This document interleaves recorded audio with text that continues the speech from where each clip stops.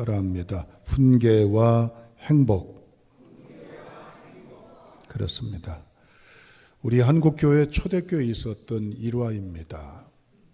위대한 부흥사이면서도 전도자인 김익두 목사님이 곳곳마다 찾아가며 노방 전도를 했습니다. 그러던 어느 날 시골에 다다르게 되었습니다. 이때가 농번기예요. 모내기를 할 때예요. 모두가 시골이 바쁘죠. 그런데 어느 마을 모정에 모내기를 마치고 새참을 먹는 사람들이 모여서 맛있게 새참을 들고 있었어요. 그곳에 목사님이 도착을 했습니다.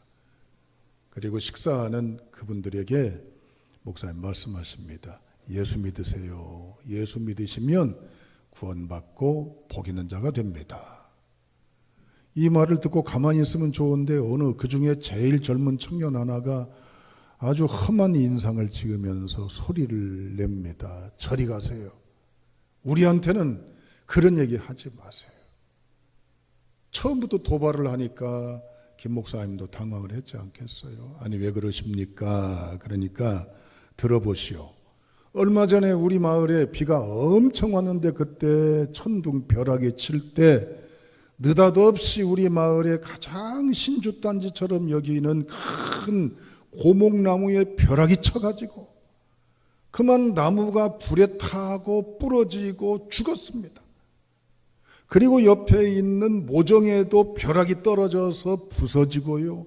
바위도 부서뜨리고 논도 움푹 파이도록 엄청난 일이 벌어졌습니다. 당신이 말하는 하나님이 계시다면 눈이 멀었어요? 살아있는 거요? 정신이 없는 거요? 왜 이런 일을 내립니까? 복음 전하기도 전에 이런 날벼락을 맞으니 김 목사님이 얼마나 당황스럽겠어요? 그러나 잠시 잠깐 마음으로 기도하고 하나님 지혜 주세요. 이분에게 어떤 메시지를 전하려는지 가르쳐 주세요. 기도하고 마음이 평안해진 다음에 물었어요. 청년, 자네 서당을 다녔어요? 혹시 소학교를 다녔나요? 물어보니까 소학교 다녔죠? 아, 그래요. 그러면 소학교 다닐 때를 기억해 보세요. 선생님이 있는데 선생님 손에 들려있는 게 뭡니까? 예, 몽둥이죠. 그 몽둥이로 선생님이 뭐 합니까? 애들이 떠들 때 떠들지 말라고 칠판을, 책상을 조용히 해! 그랬습니다. 그렇죠? 그럼 묻습니다. 그 칠판이 무슨 죄가 있어서 칠판을 때렸습니까? 그 책상이 무슨 죄가 있어서 책상을 때렸습니까? 그러니까 할 말이 없는 거예요. 떠들어서 그랬죠. 맞아요. 떠들지 말라고 M1 칠판과 책상을 두드렸듯이 하나님은요, 벼락이 예상치 않게 내렸어도 이 벼락 치는 걸 보고 M1 사람들이 할지라도 깨닫고 뉘우치고 보고 배우도록 하시기 위한 뜻이라면 어떻게 하실래요? 청년이 할 말이 없는 거예요. 그리고 그 자리에서 복음을 전하고 짧은 시간 안에 예수 그리스도를 영접하게 됐다는 실화입니다. 인생살이에서 중요한 거 많죠. 건강, 배움, 인맥, 일, 경제적인 여건 다 중요하죠. 그런데 인생에서 우리가 소홀히 여겨서 안 될 것이 있습니다. 그게 뭘까요? 세자입니다. 쌍기역으로 시작합니다. 깨달음이라고 하는 거예요. 사람이 아무리 돈 많아도 못 깨달으면요, 그 돈은 양화가 아니라 악화요. 사람이 아무리 공부를 많이 해서 박사학위 있고 유명한 이론에 의한 논문을 발표했다 할지라도 깨달음이 없으면 그 지식은 하나의 사악한 도구가 되는 거예요. 아무리 권력이 높아 사람들을 군림하고 여러 사람들이 권력 앞에 따른다 할지라도 깨달음이 없는 권력은요, 폭력이 될 수 있고 폭행이 될 수가 있어요. 사람이 중요한 게 뭐예요? 깨달음이요. 그 깨달음이 뭐예요? 지혜요. 그 지혜는 어디서 와요? 근원이 하나님을 믿음으로 내려오는 선물이요. 이게 잠언서에 진행되는 행진의 내용입니다. 잠언 1장부터 9장까지는 근원적인 것이죠. 사람은 사람이라면, 사람의 탈을 썼으면 하나님 믿어야 된다는 거예요. 그래야 비로소 사람이 사람다워지고, 사람이 사람 노릇하게 되고, 사람이 사람으로서 살아갈 수 있게 된다는 것입니다. 할렐루야. 그러면 하나님이 주시는 게 있어요. 하나님 믿으니까. 그게 뭐요? 지혜요. 그러면 지혜는 못하는 거예요. 머리가 막 똑똑하고 머리가 막 박학다식한 그런 상식적인 지혜? 아니요. 이럴 경우에 이렇게 해야 되겠다. 저럴 경우에 저렇게 해야 되겠다. 이런 상황 속에서도 이렇게 하는 게 가장 첩경이다. 이런 상황 속에서도 이렇게 하는 게 가장 행복하고 바른 판단이다. 그게 뭐예요? 지혜라고 하는 거예요. 그러니까 10장부터 31장까지는 케바케, 케이스 바이 케이스, 수많은 삶의 사례, 수많은 삶의 환경, 수많은 삶의 여건 속에 닥쳤을 때 그때 이렇게 해야 됩니다. 그때는 이렇게 해야 됩니다라고 보여주는 실증적인 사례 내용이 10장부터 31장까지. 그러면 오늘 12장 1절을 읽어보시지요. 무슨 얘기로 복음이 우리를 이끌어 가려고 하고 있는가? 하나님이 지금 말씀하시려고 하는가? 1절 시작. 훈계를 좋아하는 자는 지식을 좋아하거니와 징계를 싫어하는 자는 짐승과 같으니라. 아멘. 비슷한 단어가 있습니다. 그게 뭡니까? 훈계, 징계. 끝은 개자네, 개자.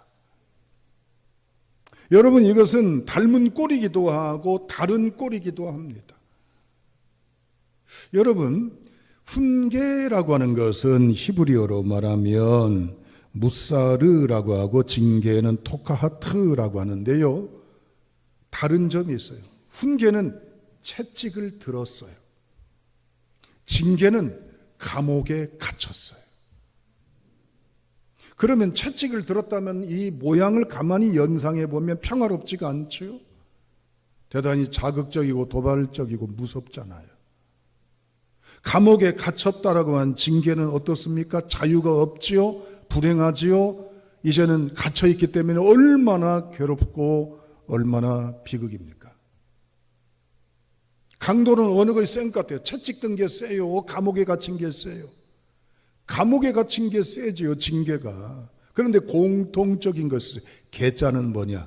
깨달음을 주는 것이단 말이에요. 깨닫도록, 배우도록, 알도록, 이제는 세우도록.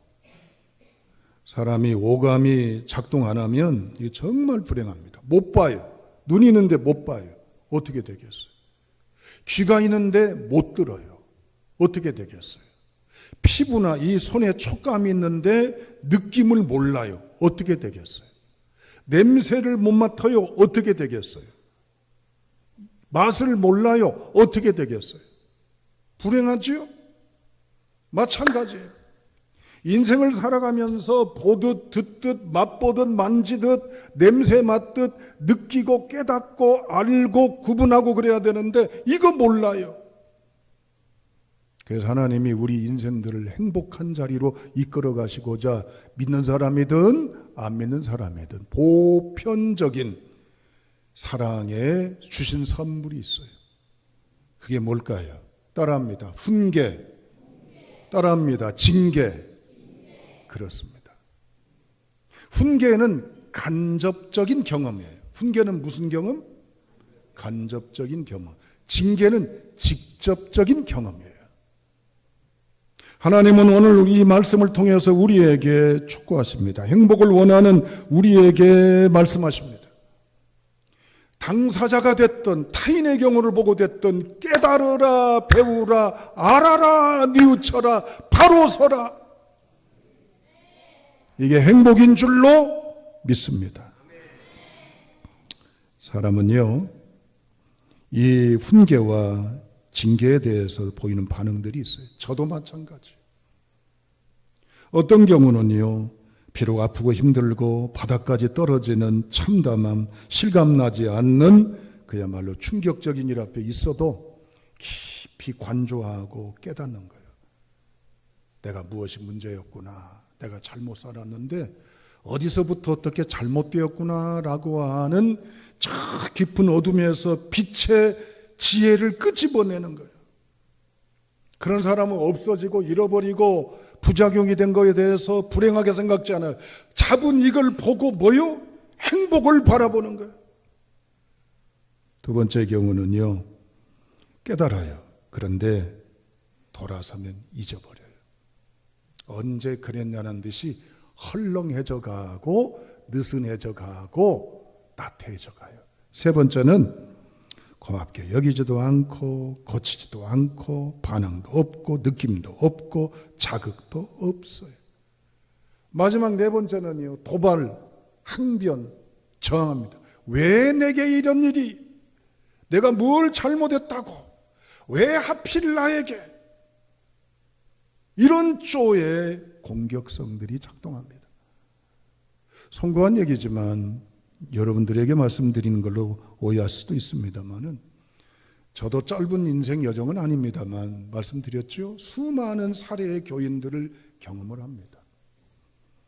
그러면 그때 그 아픔을 경험할 당시에는요, 꺾이고 부서지고 무너졌을 때 당시에는 비록 온갖 재해의 통증을 느끼지만 겸손, 온유, 섬세함, 하나님에 대한 회심, 이게 가득해요. 그런데 시간이 좀 지났습니다. 숨통이 좀 트입니다. 웬만히 좀 살만해져 갑니다. 그러면 언제 그랬냐는 듯이 약속, 결단, 겸손 없어지고 맙니다. 그게 접니다. 목사인 저에게도 합니다. 부끄럽습니다. 오늘 우리들의 모습 아닙니까? 그래서 하나님은 지금도 여기서도 그렇지만 우리 앞에 이 10월 둘째 주의 여정에 하나님은 훈계와 징계를 통해 우리에게 행복자에 가는 방향의 길을, 꽃길을 우리에게 예비해 놓고 있습니다. 기대하시길 주님의 이름으로 축복합니다. 왜 우리가 이게 필요할까요? 완전할 수가 없죠, 우리는요. 그리고 우리가 우리를 잘하는 것 같아도 내가 나를 몰라요. 그리고요, 자기 중심적인 타락성이 있기 때문에 합리화, 변명, 핑계, 자기 보장, 자기 보호가 많고 자기 연민이 많은 게 사실입니다. 그리고 마지막에 고쳐야 되는데 그걸 못 놔요. 동의는 해요. 그거 안 좋다고 하는 걸, 그래서는 안 된다는 걸 아는데 그만 결단을 못 해요. 그게 우리예요. 그렇다면 우리는 어떻게 해야 될까요? 부족하고 연약하고 허물 많음을 고백해야 돼요. 그리고 우리 주 여호와를 온전히 의지하고 하나님께로 돌아오는 성도가 될 수 있기를 주님의 이름으로 축복합니다. 왜? 하나님이 복음이시니까. 왜? 하나님이 진리시니까. 왜? 하나님이 생명이시니까. 왜? 하나님이 답이시니까. 하나님께로 돌아서는 제가 될 수 있기를 축복합니다. 그러기 위해서는 어떻게 해야 될까요? 다 같이 1절 다시 한번 읽죠. 1, 2절로 오늘 말씀을 마치고자 합니다. 1절 읽습니다. 시작.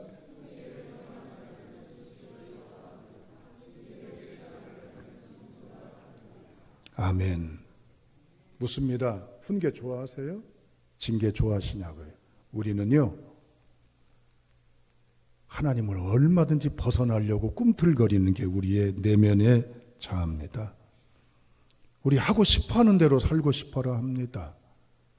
이 속에 올라오는 욕망대로, 판단대로 들었던 여러 과정을 통해서 우리 하고 싶은 대로 살려고 하는 게 우리입니다. 그게 누굽니까? 여기는 목사이기도 합니다.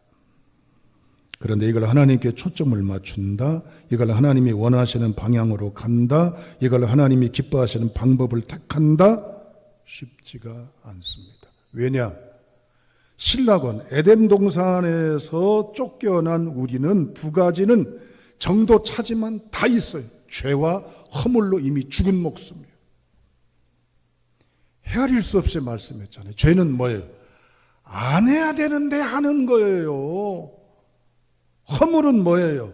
아니, 해야 되는 게 안 하는 것이 죄예요. 허물은 뭐예요? 안 해야 되는데 하는 거예요.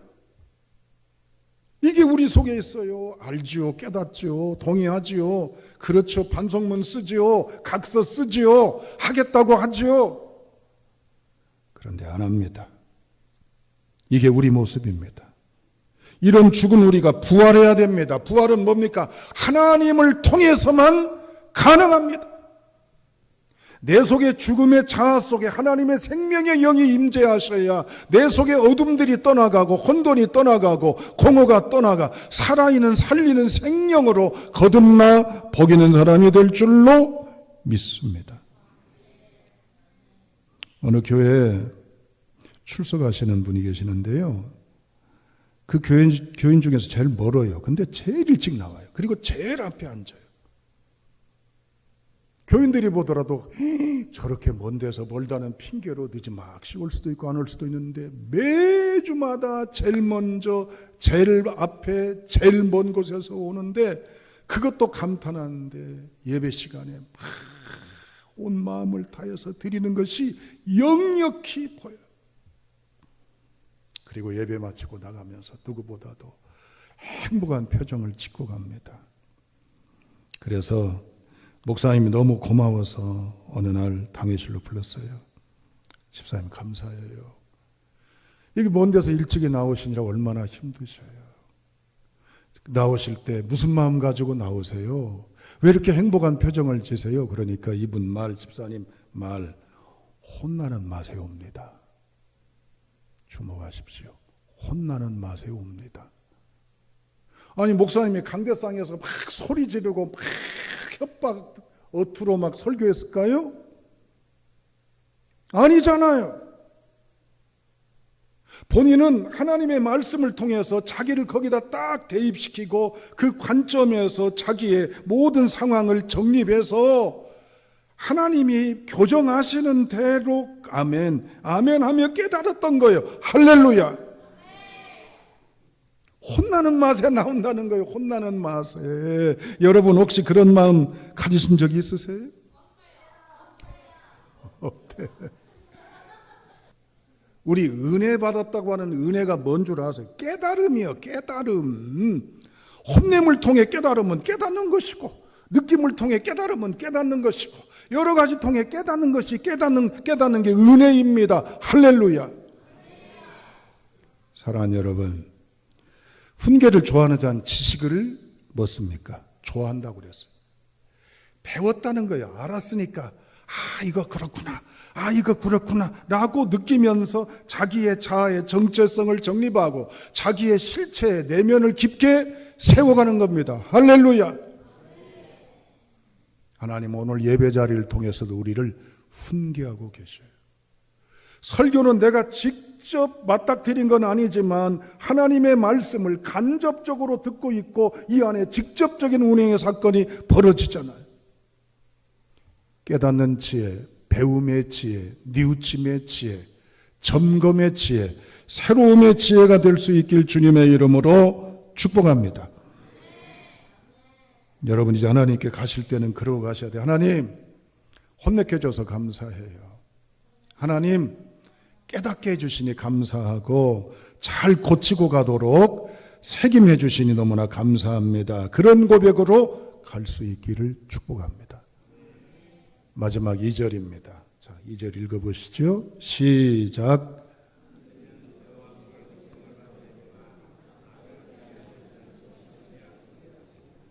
선인과 악인이 있네요. 선인은 여호와께 은총을 받으려니와. 선인은 착할 선자 사람인 자, 착한 사람이란 뜻이다면 착한 사람이라는 것은 뭘까요? 나쁜 짓 안 하고 도덕 윤리에 있어서 완숙한 사람은 하나님께 은총을 받는다 그 말입니까? 여기서 말하는 선인은 뭘 말할까? 1절 내용. 훈계도 징계도 깨닫는 거예요. 느끼는 거예요. 아멘 하고 마음에 새기고 가는 그 사람은 하나님의 은총을 받은 사람이다. 할렐루야. 여러분 어버이가 자식들에게 때로는 표현어법이 성숙하지 못하고 다소 거친 언사가 담아있든 자식의 마음을 헤아리지 못하는 일방적인 언사이든 그 이면에 가지고 있는 의도는 뭐지요? 사랑해서죠. 그렇죠? 사랑해서잖아요. 그걸 느끼는 게 은총을 받았다 그 얘기. 여러분, 지난주하고 그지난주 우리는 추석과 국경일이 연휴가 여러 날이어서 황금 연휴라고도 합니다만 흩어져 있던 저희 큰애가 왔다 갔습니다. 이제 어느새 큰애도 40대 초반입니다. 많이 컸더라고요. 그동안 많은 얘기했지만 둘이 눈빛을 보며 얼굴을 보며 진솔하게 얘기했습니다. 아들 이름을 부르면서 아버지가 너 어렸을 때 여차저차 했던 게 마음에 걸려 아파. 지금도 미안하고 너무나 잘못했어. 용서해줘라. 그랬더니 아들이 눈가에 눈물이 맺히는지 물기가 촉촉한 느낌을 받으면서 하는 말이, 그때는 아버지 얼마나 원망스러웠는지, 아버지에 대한 얼마나 불만이 많았는지. 그런데 지금은 어떻다고요? 감사하다는 거예요. 아버지의 마음을 안다는 거예요. 아버지의 그 사랑을 느낀다는 거예요. 그러면서 제 마음에 심금을 울린 메시지. 세상에서 제일 존경하는 게 우리 아버지. 인생 그렇게 살지 말자 그랬잖아. 그 말을 들었을 때 기분 좋음보다 억제했지만 와라 가슴에 애다름이 몰려오는데 부끄럽기도 하고 고맙기도 하고 행복하기도 하고. 제가 제 가정사를 이야기하면서 자식 자랑, 제 공치사를 말하려는 게 아니라 우리가 잘 몰랐을 때는 이 벌어진 사건, 상황, 여건 때문에 괴롭다, 아프다, 힘들다, 고생스럽다, 죽겠다 그래서 주어진 상황이 얼마나 우리 절망하고 인생의 폐잔병으로, 인생의 낙방자로, 인생의 밑바닥에 떨어진 자로 얼마나 괴로웠어요. 그런데 어느 날 그 사건을 곱씹어 볼 때 보이는 거예요, 느끼는 거예요, 알게 되는 거예요. 뭐가? 아버지 하나님이, 나를 향한 하나님이, 나를 위한 하나님이, 나를 놓지 않는 하나님이, 할렐루야, 이걸 깨닫는 거예요. 이게 선인이고 이게 은총을 받았다는 얘기입니다. 결론 부분입니다. 광주 시인인 김준태 씨가 쓴 감꽃이라는 시를 읽어드리고 결론에 도달하고자 합니다. 어릴 적에 떨어지는 감꽃을 샜지. 전쟁통엔 죽은 병사들의 머리를 세고 지금은 엄지에 침 발라 돈을 세지. 그런데 먼 훗날엔 무엇을 셀까 몰라. 먼 훗날에 무엇을 세시겠습니까? 하나님이 우리에게 일주일을 열어주십니다. 나하고 무관한 다른 사람의 경우를 알지라도 그걸 보며 깨달음의 은혜를 누리시고 내가 맞닥뜨린 현상 속에서 아픔이 변함없는 이 고통이 끊임없이 그림자처럼 있어도 나를 향한 주님의 사랑을 발견한다면 거기서 우리는 메아리를 외칠 수 있습니다. 나는 행복자다. 할렐루야. 이 말씀으로 삶의 연장에 우뚝 서서 고난 앞에 서서 사람들이 그 지경이면 자포자기하고 패인되지만 복음의 사람으로 행복을 노래하고 살아가는 바로 여러분, 그 당사자가 제가 되고 여러분이 될 수 있기를 주님의 이름으로 축원합니다. 이 말씀으로 나가시는 귀한 행복 걸음이 되시기를 주님의 이름으로 축복합니다.